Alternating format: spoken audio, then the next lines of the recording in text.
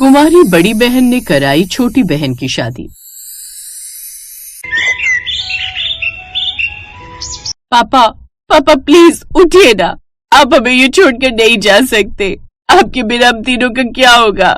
रामप्रसाद की छोटी बेटी अपने पिता को हिलाते हुए रो रही थी, लेकिन अब सब खत्म हो चुका था। घर में सन्नाटा छा गया था। ये क्या हो गया जी, अब हम क्या करेंगे, किसके सहारे जिएंगे। माँ के ये शब्द जैसे अब पूरे घर में गूंज उठे। महिमा भी फूट फूट कर रोने लगी।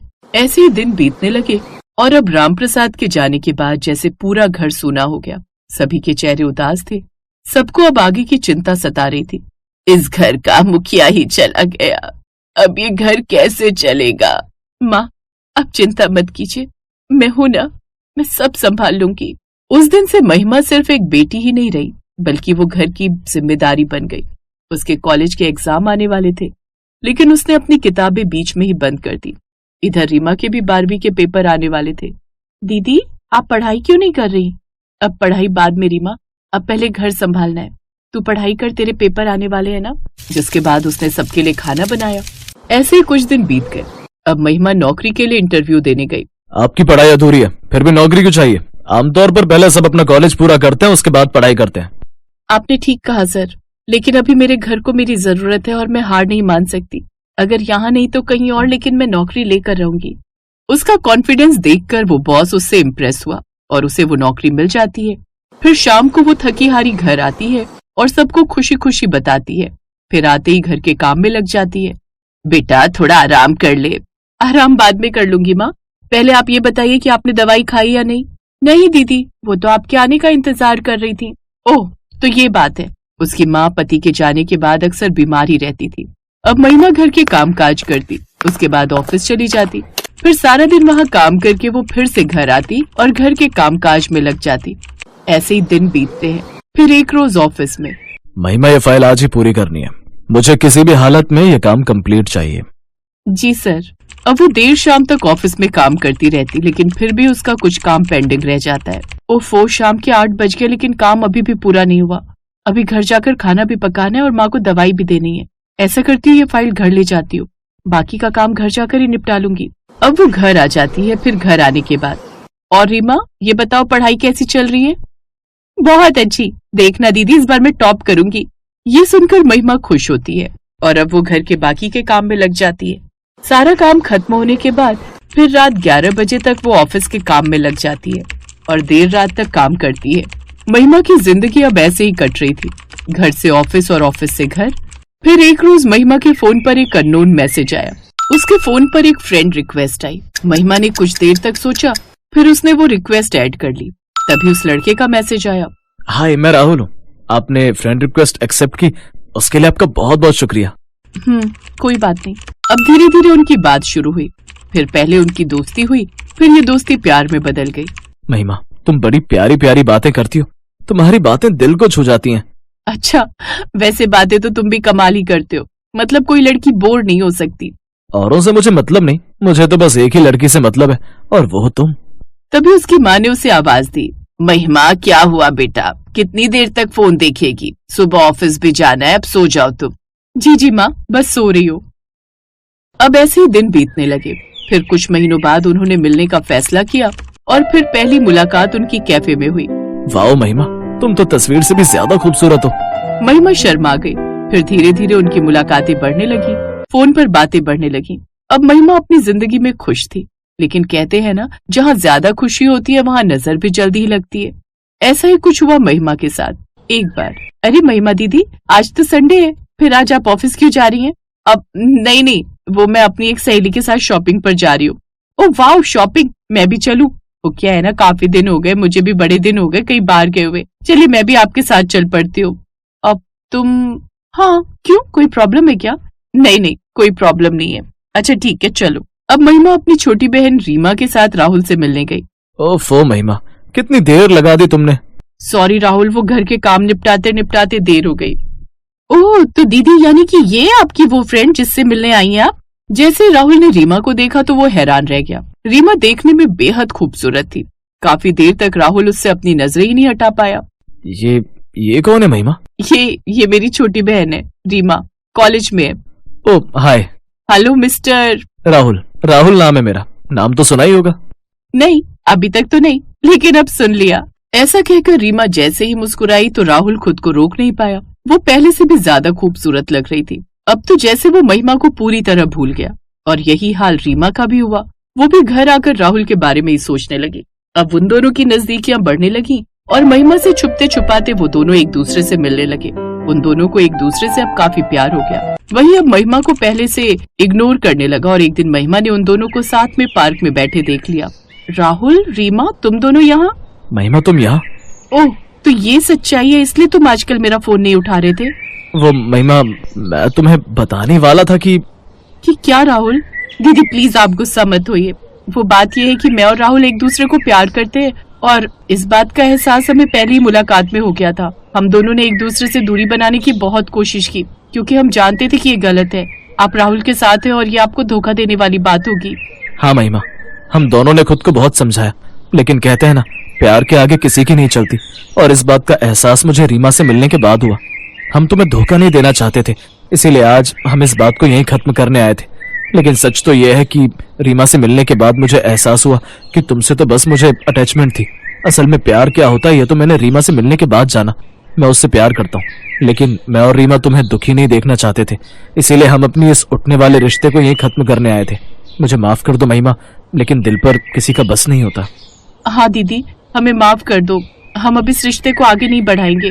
पहले तो वो रोने लगी, लेकिन फिर महिमा ने अपने आंसू पोंछे और मुस्कुराते हुए कहने लगी, अगर तुम दोनों साथ में खुश हो तो मैं तुम्हारे रास्ते में नहीं आऊंगी। मैं खुद अपनी छोटी बहन को दुल्हन बनाऊंगी। दीदी आप बहुत महान है। नहीं पगली, मैं बस तुम्हारी दीदी हूँ। फिर कुछ महीनों बाद महिमा ने रीमा और राहुल की शादी करवा दी।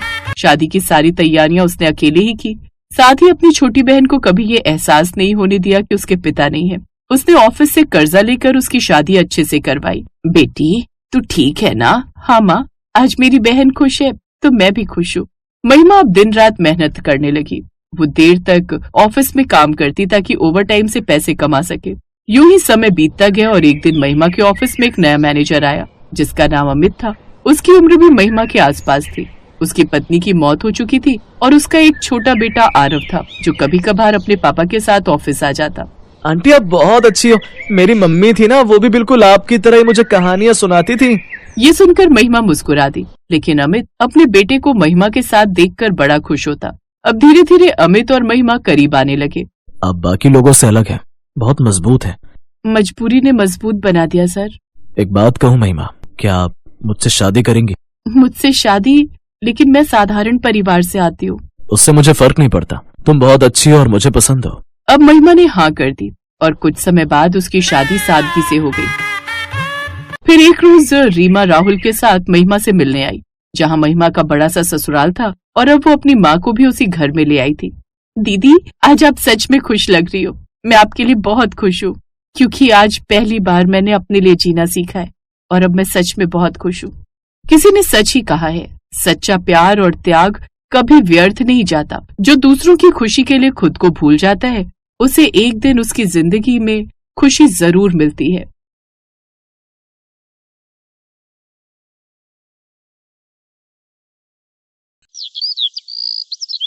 कृष्णा अपने सास ससुर और पति के साथ मीरपुर नामक गांव में रहती थी। बेटी के जन्म पर कृष्णा और उसका पति विनोद बहुत खुश थे। विनोद शुरू से ही फौज में भर्ती होना चाहता था और ये उसका सपना था, पर एक एक्सीडेंट में विनोद की जान चली गई और उसका सपना अधूरा रह गया। विनोद के चले जाने के बाद घर की सारी जिम्मेदारी कृष्णा पर आ गई। कृष्णा के सास ससुर अपने बेटे की मौत का जिम्मेदार अपनी पोती को मानते थे। उन्हें लगता था कि उसके पैदा होने के बाद ही विनोद बीमार हुआ था, इसलिए वो सीधे मुंह पोती से बात नहीं करते थे।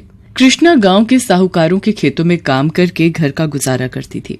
एक दिन, अरे क्या करेगी इसे पढ़ा लिखा कर, एक दिन शादी करके ससुराल ही जाना है। इसे तो घर के काम सिखा, फालतू स्कूल में भेजती रहती है।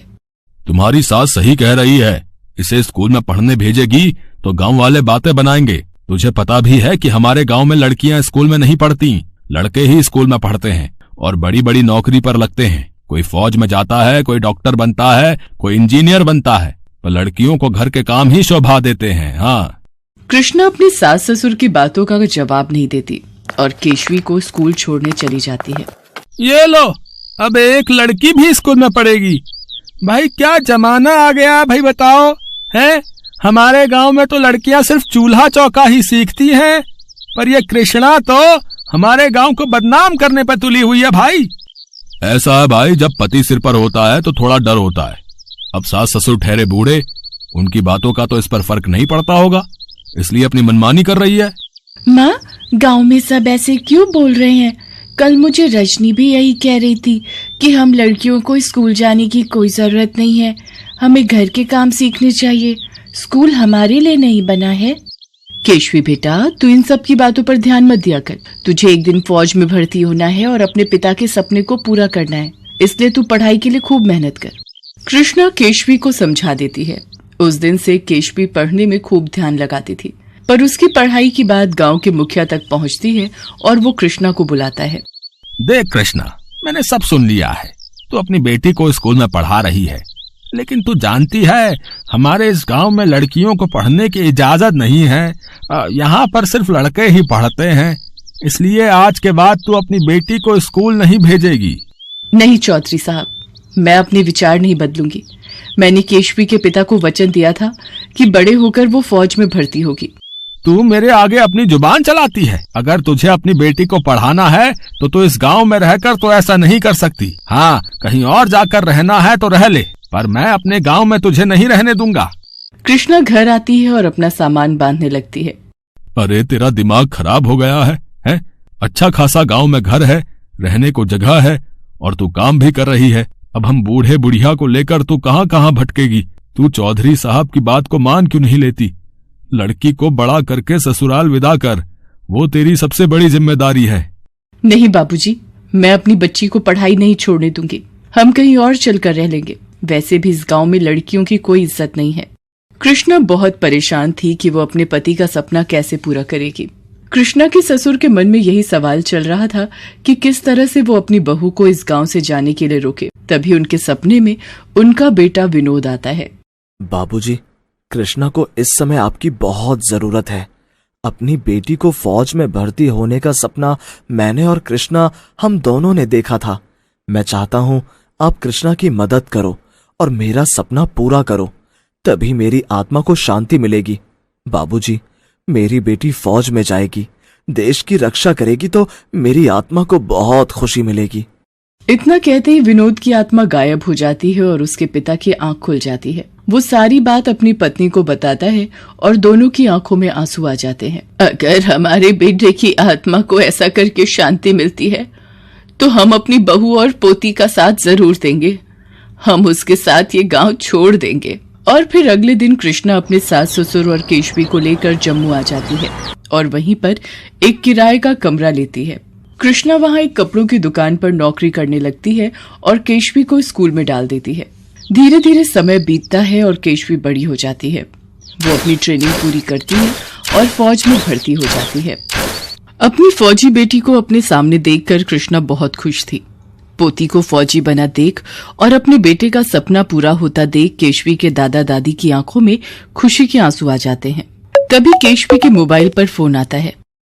माँ, मुझे जाना होगा। मीरपुर गांव में कुछ आतंकवादी घुस आए हैं तो आर्मी को बुलाया गया है, जिसमें मेरा भी नाम शामिल है। मीरपुर गांव का नाम सुनकर कृष्णा के सास ससुर और कृष्णा हैरान रह जाते हैं। केशवी, मीरपुर गांव तेरी जन्मभूमि है, इसलिए उसे सुरक्षित रखना तेरी पहली जिम्मेदारी है। मेरी बच्ची, तू तो इस देश की बेटी है और तेरे साथ अब मेरा और धरती माँ दोनों का आशीर्वाद है। जीत कर लौटना। आतंकवादी गांव में घुस आए थे और उन्होंने वहां के मुखिया को पकड़ रखा था।